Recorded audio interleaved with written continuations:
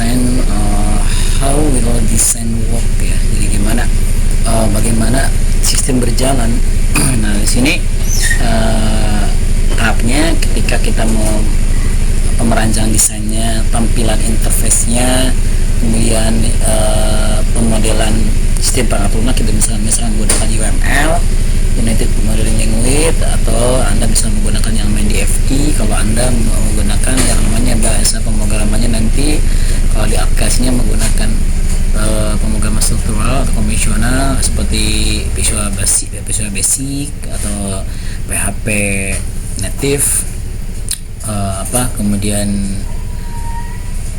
bahasa rakitan itu menggunakan pemodelannya DFT, pemodelannya DFT. Kalau misalkan Anda aplikasi berorientasi objek, pemrograman berorientasi objek ya misalkan Java, Android kan menggunakannya bahasanya bahasa Java, itu sama menggunakan UML, seperti PHP yang kode Igniter, Laravel. Nah itu semua pokoknya aplikasi yang menggunakan kelas berbasis objek itu menggunakan UML. Kemudian di situ untuk merancangan database-nya, data model, data apa aja gitu ya, yang nanti dirancang database-nya, table seperti apa, struktur data gimana, itu adanya di tingkat desain. Kemudian untuk implementation adalah ketika instruksi di situ membuat aplikasinya, ketika Anda membuat programnya itu di posisi implementasi. Kemudian untuk testing itu uji aplikasinya seperti apa, apakah jalan nggak, apakah sesuai nggak dengan maunya pengguna. Kemudian awalnya kan misalkan tampilannya kan sama nggak yang sesuai yang diinginkan dengan penyanyian awalnya, diberikan ke planning lagi kan, life cycle namanya. Kemudian untuk yang dokumentasi dan installation ya itu kan saat penggunaan aplikasi sudah siap dipakai. Dokumentasi itu kan cara penggunaan aplikasi itu sendiri, yaitu semuanya di dokumentasi itu untuk SDLC. Nah di sini untuk yang namanya business process, ini termasuk yang di system request yang tadi ya. Jadi pertama itu yang lingkupnya kita santai ini. Jadi elemennya itu untuk sistem request detailnya itu pertama aplikasi itu elemennya harus apa sih business need-nya, kebutuhan bisnisnya. Jadi artinya definisinya harus berkaitan project software itu dengan bisnis yang berjalannya, seperti apa yang dibutuhkan perusahaannya. Jadi jangan aplikasi itu kita buat nggak sesuai sama yang namanya kebutuhan bisnis. Misalkan aplikasi ini, untuk contoh di sini untuk yang musik download ya, aplikasinya itu aplikasi ini bisa meningkatkan yang namanya penjualan dengan aplikasi ini, atau bisa meningkatkan import market share, itu bisa bisa meningkatkan untuk di pasaran. Kemudian untuk kemudian untuk yang akses information, jadi orang akan lebih gampang mengakses yang namanya download musik ketika ada aplikasi ini. Kemudian ada meningkatkan yang namanya layanan ke pengguna, bisa mengurangin ini adalah produk defect itu cacatan ya. Jadi mengurangi yang namanya cacatan dari produk, karena kemudian bisa streaming, bisa diambil secara prosesnya. Kemudian persyaratan bisnisnya, jadi artinya aplikasi ini menyediakan yang namanya kemampuan bisnis ya. Jadi aplikasi ini bisa yang namanya dibutuhkan yang namanya perusahaan dengan jalan bisnisnya. Misalkan di sini menyediakan akses informasi online, kemudian customer bisa mengambil demo dari musik itu, informasi, kemudian bisa ada fasilitas termasuk fitur ya, ini di Business Recruitment itu bisa menambahkan yang namanya pencarian, bisa mengerjakan report di produk, bisa memasukkan yang namanya online untuk user. Nah itu adalah kemampuannya. Jadi nanti selanjutnya ini akan jadi use case nanti fitur-fitur yang ada ketika Anda buat aplikasi. Nah definisi di sini. Kemudian untuk nilai bisnisnya ini adalah ketika Anda membuat software, software untuk organisasi, nah itu akan menambah yang namanya value. Value apa sih value? Value itu adalah nilai ke perusahaannya. Misalkan di sini ada 3% untuk menaikkan dalam penjualan, menaikkan yang namanya berapa persen untuk market share, 10% untuk mengurangi pembiayaan operasional, nah untuk penyimpan bla bla bla. Jadi aplikasi ini harus ada manfaatnya untuk perusahaannya. Dampaknya apa? Jangan sampai ketika Anda membuat suatu aplikasi untuk perusahaan tidak berdampak apa-apa, malah justru kalau merugikan atau memperribet yang namanya cara mempersusah kerjaan. Nah, di sini adalah sistem request yang nanti akan jadi tugas. Jadi pertama ketika Anda di planning itu menentukan apa sih sebenarnya aplikasi Anda, seperti summary-nya, kesimpulannya.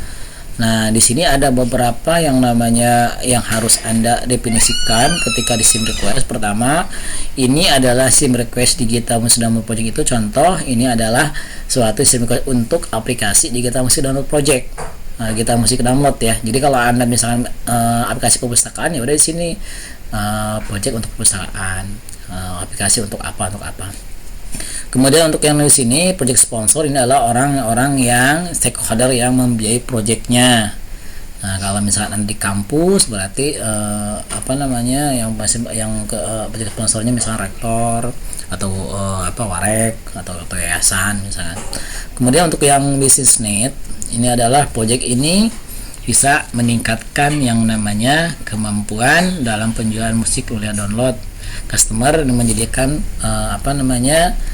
customer melalui yang namanya kioska, itu kios komputer ya, yang untuk di toko-toko ya. Misalnya contohnya kioska itu seperti ATM, mesin ATM ya, atau kalau di rumah sakit itu kalau kita ada suatu komputer di pojok-pojok, kita bisa kalau kita mendaftar pasien atau untuk beli ini menggunakan kioska atau mesin yang ada komputer yang bisa tanpa ada orang di sana ya. Atau bisa kalau misalnya kayak ini, kayak blue yang kita bisa beli ini belum mat ya, belum mat kan kalau kita itu ke kios kan namanya, bisa membeli dengan masukkan duit, kita bisa mengambil dengan mesin itu bisa memesan yang namanya minuman misalnya makanan.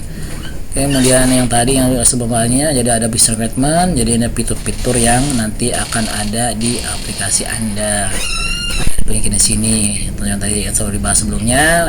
Kalau di Musik Download itu ada menu pencarian, ada untuk pendengar sampel, untuk untuk pembelian secara individu, membangun customer, kemudian untuk pembelian melalui yang namanya KitKat ya, dan sebagainya. Ini yang bawah ini adalah business value-nya, jadi nilai perusahaannya, harapan dengan aplikasi ini dampaknya apa ke perusahaan. Nah, di sini nanti ada di business value itu ada dua jatuhnya, nanti ada keuntungan tangible ya, tangible, satu lagi intangible. Jadi tangible itu yang bisa dihitung, yang seperti ini kan, kalau keuntungan bisa berapa ribu dolar misalnya. Kalau yang namanya tangible itu keuntungan yang tidak ternilai, yang seperti meningkatkan yang namanya kepercayaan masyarakat misalkan, atau untuk menambah meningkatkan ya kinerja karyawan misalkan. Itu adalah intangible ya. Jadi tangible itu yang bisa dihitung, yang tangible itu yang intangible yang tidak bisa dihitung. Jadi nanti ada definisikan sistem request Anda, berarti ada sistem request, kemudian nama aplikasinya apa, project sponsornya, business need, business requirement, business value ya, itu Anda masukin. Kemudian ini contoh case study-nya. Nah, di sini misalkan ini yang ada kan nanti ada di business requirement ya, fitur-fiturnya. Contohnya di sini untuk aplikasi banking ya. Saya ngambil dari slide-nya Pak Romi Wahono. Nah, ini ada fiturnya, ada melihat saldo, transfer uang, mengambil uang, sama logout misalkan. Bisa logout nggak usah nampilin kalau di sini ketemunya. Cuman kalau ikan tampilan aplikasi ini tampilan ya. Ini prototype. Jadi nanti tugas Anda selanjutnya akan sampai sini. Setelah jadi hari ini nanti tugas baru sistem request, selanjutnya nanti akan Anda buat sampai interface ke sana. Jadi tugas ini terus berurutan. Jadi kalau Anda bisa nggak dari awal sekarang kelompok nggak mengerjakan, ya kesannya berarti stuck, nggak akan bisa maju. gitu. Jadi nanti akan ada sistem requestnya ada dikerjakan, kemudian nanti kemudian ini tampilan untuk interface. Ini kan ini prototype namanya ya, baru coret-coretan nih. Ini namanya kalau misalkan baru gambaran bisa pakai tulis tangan atau Excel misalnya. Kalau ini udah berbentuk yang namanya di aplikasi ya. Nah ini kita lihat di sistem requestnya itu online ATM system, kemudian sponsornya Margaret bla bla bla. Kemudian untuk kebutuhan bisnisnya ini, jadi project online ATM ini bisa dibuat dengan tujuan untuk mendapatkan pelanggan baru menggunakan internet dan sebagainya. Kemudian untuk yang perusahaan bisnisnya, nah ini yang saya bilang tadi, ini ada ini menu-menunya, jadi bisa teman-temannya. Nah menu-menu Anda nanti ditampilkan di business requirement. Kemudian keuntungannya apa? Nah ini yang saya bilang ini kalau keuntungan intangible yang tidak ternilai, yang bisa dihitung. Misalnya kan yang ke pelanggan kan nggak bisa dihitung berapa, mengurangi komplain dari pelanggan ya. Nah ini kalau ini tangible yang bisa dihitung ya. Jadi masih nah ini yang tadi saya ini, jadi untuk yang di planning ada lagi untuk analisa kelayakan. Kelayakan itu ada yang namanya sisi technical, ekonomi, organisasi. Jadi kalau yang namanya technical itu bisa kan bisa kan aplikasi itu dibangun gitu, atau dibuat atau diciptakan. Kayak apa ya? Berarti memerlukan orang-orang yang di bidangnya.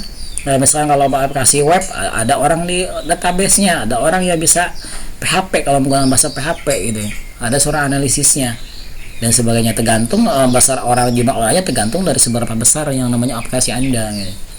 Nah kalau kelayakan ekonomi ya itu dari sisi budget ya. Ini kelayakan organisasi, jika dibangun apa sih yang dihasilkan ke organisasinya ya. Misalkan kalau Anda kalau melihat yang membuat suatu menawarkan aplikasi, lihat juga organisasinya, biasa budaya dia, culture dari organisasi seperti apa. Kalau misalkan kalau seorang yang namanya Parakop misalkan ya, Anda mau dibuatin aplikasi kasir misalkan ya, orang karyawannya 2 yang berapa, Anda buatin aplikasi. Sedangkan buat aplikasi kasir yang custom itu yang kita sesuai yang namanya pesanan ya, bisa di atas 10, bisa 20, 30, 50 tergantung kerumitan dari aplikasinya. Cuma kalau misalkan untuk hanya aplikasi yang namanya pesanan ya, kan banyak tuh sebar misalkan di market share ya, misalnya seperti yang namanya Bukalapak dan sebagainya, kan ada tuh beberapa aplikasi yang cuma 200.000, 500.000. Nah itu kan aplikasi yang udah dibuat nggak custom gitu, nggak maunya pengguna, sesuai yang kita paketan. Tapi kalau untuk menambah paket tip itu baru ya nambah lagi uangnya, biayanya gitu. Nah, itu jadi lihat dulu ya organisasi seperti apa. Nah, kemudian untuk technical ability yang harus lihat untuk orang teknikalnya itu, ketika Anda buat aplikasi, lihat dulu familiar kan dengan aplikasi gitu. Jadi kalau yang namanya kehilangan nggak familiar, dia akan menambah risiko gitu. Orang yang kita masukin tim kita nggak ngerti yang namanya aplikasi, gawat. Kemudian di sini teknologi gitu kan, sama untuk itu juga. Sekarang kalau misalkan Anda buat aplikasi misalkan untuk skripsi, aplikasi perpustakaan ada di Google, Anda download, ganti nama itu, dibuatnya lagi jadi suatu skripsi gitu. Anda nggak ngelihat gitu aplikasi perpustakaan sekarang seperti apa gitu. Misalkan sekarang kan udah pinjam buku pun juga udah menggunakan yang namanya udah menggunakan RFID gitu, buku ditempel, kemudian nanti kan kita tinggal untuk biodatanya tinggal nempel aja RFID-nya di mesinnya. Kemudian kalau parkiran kan sekarang udah parkirannya udah pakai mesin ya. Anda misalkan membuat lagi aplikasi yang masih ada orangnya gitu untuk masuknya, itu kan nggak perlu teknologi namanya, balik ke belakang namanya. Kemudian ukuran project site-nya, ukurannya projectnya juga itu akan menambah risiko. Jadi semakin ini harus dilihatin juga yang besarnya project site-nya, wajah baca project ya, lihat juga tentuin juga orangnya juga, kemampuan orangnya, biar waktu sama biaya ya bisa tercover. Jangan sampai nanti ROI-nya itu untuk budgetnya habis gitu kan. Ini untuk reliability kecocokan. Jadi untuk teknologi yang ada itu harus diperhatiin juga. Kemudian untuk yang di possibility, di sini ada return on investment, jadi penghasilan yang satu kelayakan dari ekonomi. Artinya ketika Anda membuat sesuatu ya Anda yang nanti budgetnya berapa, ya selesainya berapa, itu keuntungannya gitu. Jadi jangan sampai nanti Anda membuat satu aplikasi ini berapa aplikasi penggajian gitu. Anda buat sendiri maunya pengguna, fitur-fiturnya maunya pengguna, bukan yang defaultnya yang kita pasaran gitu. Anda misalkan nawarin aplikasi 5-10 juta, budgetnya punyanya itu, kemudian selesainya habis selesai aplikasi dengan biaya segala macam, programming, biaya makan, biaya akomodasi dan sebagainya, habis 20. Jadi kalau di reimbursement ya dikurangin aja 20, dikurangin 10 tadi kan minus 10 misalnya. Kayak seperti itu sih. Nah, untuk yang namanya organization flexibility, ya ini software ini bisa lurus dengan strateginya bisnisnya perusahaan gitu. Jadi misalkan seperti gini ya, aplikasi yang namanya SIA kan ditempatin sesuai dengan di kampus ya, ini sesuai kan, inputin KRS, nilai, dosen untuk input nilai, upload yang namanya buku, jurnal, sebagainya misalkan, itu sesuai dengan bisnis. Ya sampai gini, aplikasi SIA, sistem informasi akademik, ada yang diterapin di perusahaan, di PT, misalnya di pabrik, ya nggak masuk ya. Nah itu seperti ini organizational flexibility ya. Nah kemudian untuk pemilih application, jadi dia ngerti dia yang namanya dari sisi lingkupnya bisnisnya, pengetahuannya, misalnya kayak tadi orang yang kita membuat untuk aplikasi parkir, orang ngerti yang di bidang parkiran, batasan-batasannya, nanti data-datanya gimana, itu ngerti di sini. Jadi meningkatkan understand improvement, jadi mengerti yang kalau di internet seperti apa gitu. Dia mengenai jebakan ide buruk, jadi jadinya sampai nanti ini ya. Kemudian nanti untuk teknologi, ini adalah suatu teknologi untuk baru gitu. Jadi aplikasi Anda itu untuk baru, untuk perusahaan gitu. Sampai yang namanya merubah manualnya dari kebiasaan di perusahaan. Kalau misalkan kalau Anda absensi, biasanya absensi yang manualnya seperti apa ya sama. Ya, aplikasi juga bedanya cuma teknologi baru. Ya, brand new teknologi dengan aplikasi ini kan jadi brand baru untuk perusahaan gitu kan. Nah, kemudian budgetnya jumlah perusahaannya, untuk orangnya, waktu, dan fitur-fiturnya apa. Kan semakin fiturnya banyak, semakin banyak waktunya. So kan ini untuk memerlukan yang integrasi untuk data ya. Oke, ini yang tadi ya, untuk yang masih download, misalkan TKP-nya seperti apa, mapping bisa mampu bla ya. Kemudian untuk economic visibility-nya, ini ada ROI berapa, ya, bisa baca ada di sini. Kayak dia aja, buahan lagi bisa itu sama. Ini tugas untuk individu, silakan Anda dikerjakan. Ini nanti waktunya ini seminggu. Jadi yang pertama untuk ini Anda mencari yang definisi dari waterfall, DOV model, industrial process model, prototype, spiral, rational navigate process. Anda dibuat definisi, Anda buat di Microsoft Word, kemudian diketik rapih ya. Kemudian nanti ada kerangkanya, penjelasannya, misalkan waterfall seperti SDLC tadi ya, bloknya ada planning,